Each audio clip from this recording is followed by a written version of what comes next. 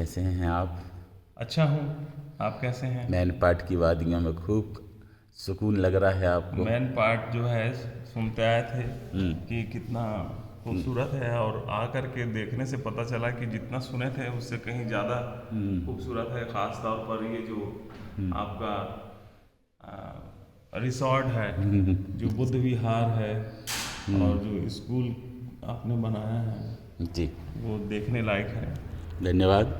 और जो इसकी जो डिज़ाइन खास तौर पर जो आपने बंगाल से कलाकार बुलाए थे। कलाकार को बुला करके आपने कराया है, हम्म। तो स्काई गार्डन। हाँ, स्काई गार्डन, तो उसकी खूबी जो है वो झलकती है। धन्यवाद। बच्चे भी आपके साथ आए हैं, उनको कैसा लग रहा है? बच्चे तो पूरा एंजॉय कर रहे हैं, वो हमारे साथ बैठ ही नहीं रहे हैं, यहाँ से वहाँ, वहाँ से यहाँ। हाँ, ये देखिए एक जो है वहाँ पर एक्सरसाइज कर रहा है ना, दूसरा वहाँ गाना गा रहा है मम्मी के साथ। और बिटिया जो है पूरी तन मन धन से एंजॉय कर रही हैं और अच्छा उनको लग रहा है। यही मैं समझता हूँ कि सुकून शांति शहरों में नहीं है। इस बात की उपलब्धि भी है हम्म। कि आदमी अगर कोई चीज़ इन्वेस्ट करता है तो उसका एक प्रतिफल जब देखने लगता है तो उससे बड़ी खुशी नहीं होती है। इन्वेस्ट कई प्रकार से होता है, ठीक बात है। जैसे सामाजिक इन्वेस्ट, आर्थिक इन्वेस्ट, है ना, और बौद्धिक इन्वेस्ट। इसको कहते हैं कि उपयोग सदुपयोग, सदुपयोग। है ना, और अगर नहीं करोगे तो हो जाएगा दुरुपयोग। तो, गौतम बुद्ध की शरण में आने के बाद और उनकी शिक्षाओं का, देशनाओं का अध्ययन करने के बाद वर्षों से मन में ये मेरे प्रयास था कि एक छोटा सा मुकाम ऐसा हो जहाँ पर लोग अपने मन की शांति मतलब महसूस करें, करुणा को याद करें और समाज में क्या परिवर्तन अच्छे हो सकते हैं सकारात्मक, उनको करें। ऐसा हमारा प्रयास था। इस दिशा में आप भी अच्छा काम कर रहे हो। तो करुणामय भारत हम कैसे बनाएं? करुणामय भारत हम अगर बनाना चाहते हैं तो उसका एक तरीका है, ये है जो मुझे लगता है वो ये है कि हम लोगों तक जाएं। खास तौर पर शहर में तो कैसे भी जुट जाते हैं और संपर्क में लोगों को जानकारी मिल जाती है, लेकिन गांव तक हमारा मैसेज जो है वो नहीं पहुंच पा रहा है। तो गांव में जो हमारे SC ST OBC और ऐसे लोग जो कि इंटरेस्ट रखते हैं तो उन तक हमारी पहुंच होनी चाहिए, और उनको हम बताएं कि भगवान बुद्ध की जो विचारधारा क्या थी, बाबा साहब की विचारधारा क्या थी, महात्मा फुले की, गुरु रविदास की, घासीदास की जी जी जो है सारी विचारधारा। चाहे आप कबीर साहब की बात करें तो कबीर साहब तो गांव-गांव तक पहुंचे हुए हैं, यहाँ छत्तीसगढ़ की बात करें, लेकिन रविदास की पहुंच और नहीं वैसी हो पाई। तो हम उनकी भी जो ये सारे जो महात्मा जिनके नाम ले रहा हूँ, ये सब समता समानता की बात करते हैं, भेदभाव मुक्त समाज की बात करते हैं। क्या बात। तो इन महापुरुषों के सहारे हम उन तक उनके विचारों को पहुंचा सकते हैं और लोगों को बता बहुत हद तक विगत 15 वर्षों से मैं देख रहा हूँ आपने उन महापुरुषों को जो इतिहास में दर्ज हैं उनकी शिक्षाएं, यहाँ तक कि जो महापुरुष आजकल काम कर रहे हैं वो भी किसी श्रेणी में कम नहीं है, सबका अपना अपना योगदान है। और उनको आपने आपके दलित एसोसिएशन मूवमेंट में, है ना, पर्सनालिटी ऑफ द वीक में इंट्रोड्यूस किया है। ये आपका काम बहुत सराहनीय है। ये विचार आपको कैसे आया?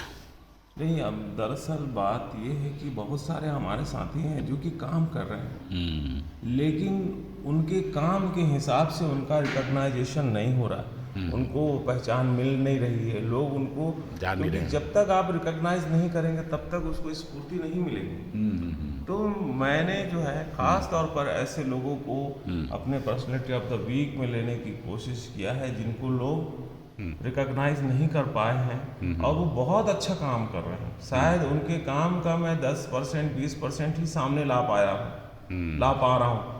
किसी पर्सनैलिटी से बात होती है तो उनका समग्र जीवन, उनका समग्र काम भी उस 10-20 मिनट के जो एपिसोड में उसमें नहीं आ पा रहा, लेकिन कुछ तो हम ला पा रहे हैं। और एक पॉजिटिविटी भी समाज में आ रही है कि हमारे बीच में बहुत सारे लोग हैं जो अच्छा काम कर रहे हैं। अभी 126 एपिसोड किसी त्यौहार को जाना है, तो आप समझ लीजिए कि 3 साल में 126 एपिसोड जो है हम लेकर के आए हैं और लोगों तक एक पहुंच बनी है और एक पहचान भी बनी है कि इस तरह से भी काम किया जा सकता है। बराबर।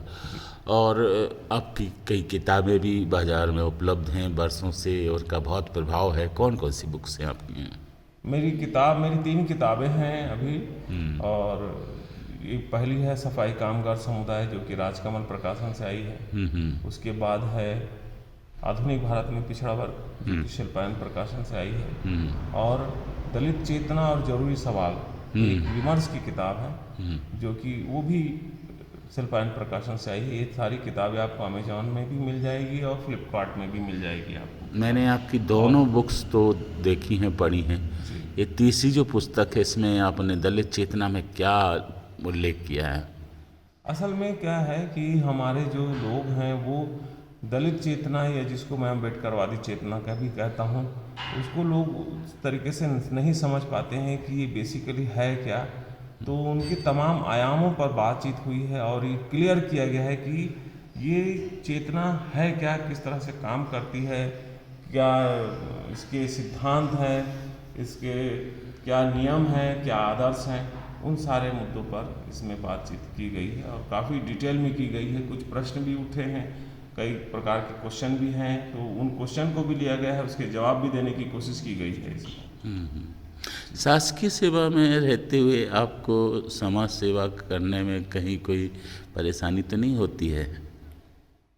शासकीय सेवा करते हुए मुझे परेशानी तो होती है। परेशानी ऐसे होती है कि आप आइडेंटिफाई किए जाते हो और उसके कारण आपके बहुत सारे जो प्रमोशन में आपको दिक्कत आती है, आपको जो सीआर में दिक्कत आती है, क्योंकि अगर आपकी विचारधारा का अधिकारी नहीं है तो वो आपके अगेंस्ट में लिखता रहता है। लेकिन आप कैसे कर सकते हैं, जीवन तो एक ही बार मिला है।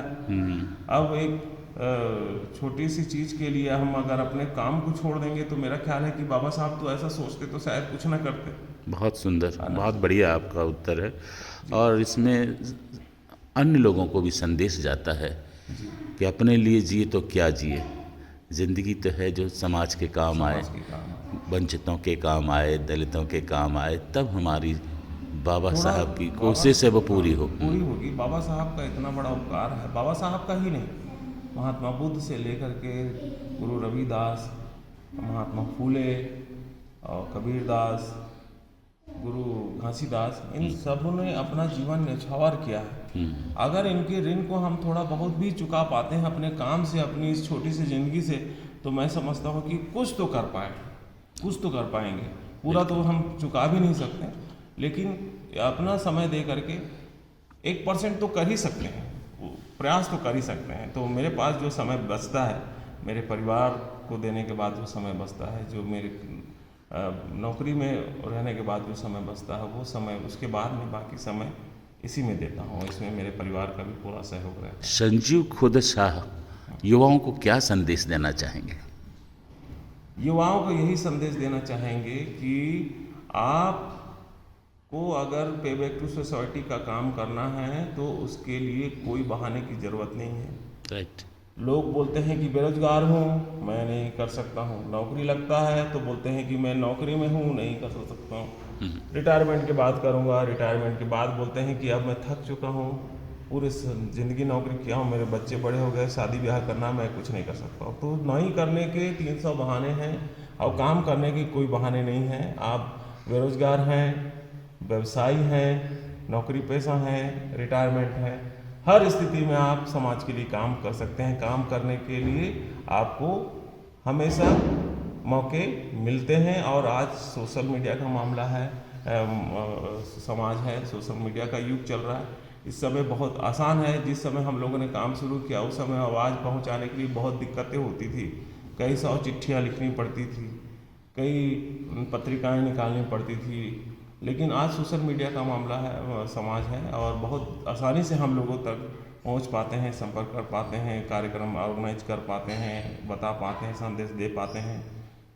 तमाम जो माध्यम है उसका सहारा लेकर के आज पहले से कहीं ज़्यादा आसान है काम करना। अगर इसमें भी हम नहीं करेंगे तो मेरे ख्याल से इससे दुखद बात कोई और नहीं हो सकती। क्या बात है। तो स्काई गार्डन मैनपाट से मैं राजेंद्र गायकवाड़ अंबेडकर जयंती के 131वें जन्मदिवस पर संजीव खुद शायर को पेश किया हूँ। मैं उम्मीद करता हूँ कि युवा हमारे समाज के लोग भाई संजीव के संदेशों का ध्यान रखेंगे और समाज के लिए समर्पित भावों से काम करेंगे। जय भीम, जय भीम, नमो बुद्धाय।